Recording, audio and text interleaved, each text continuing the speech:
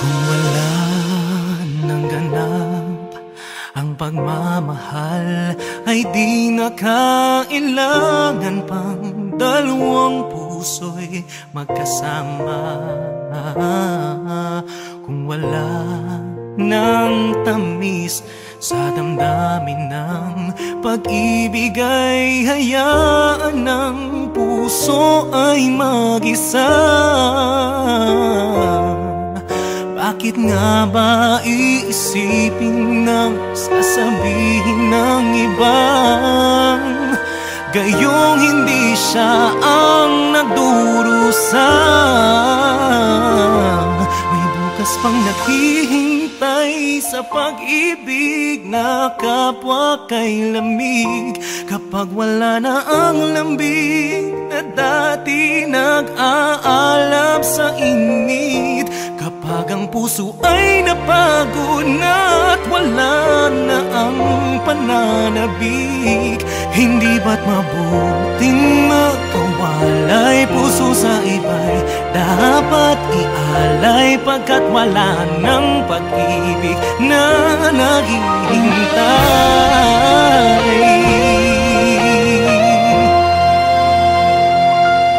Bakit lang ba ganon? Puso ay kahirapin sang turuan, di malaman, di maintindihan. Kung wala nang ganap ang nadarama sa puso, ay tama lang na kapwa'y lumaya na. Bakit nga ba iisipin na sasabihin ng iba gayong hindi siya ang nagdurusa? May bukas pang naghihintay sa pag-ibig na kapwa kay lamig.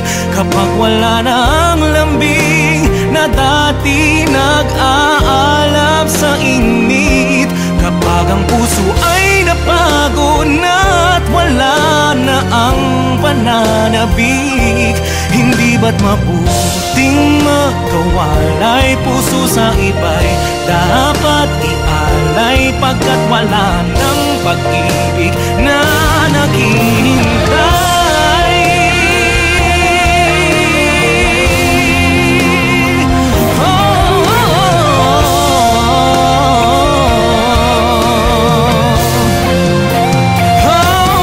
Bukas pang naghihintay sa pag-ibig na kapwa kay lamig. Kapag wala na ang lambing na dati nag-aalab sa init, kapag ang puso ay napagod na wala na ang pananabik, hindi ba't mabuting magkawalay? Puso sa iba'y dapat ialay, pagkat wala ng pag-ibig na naghihintay.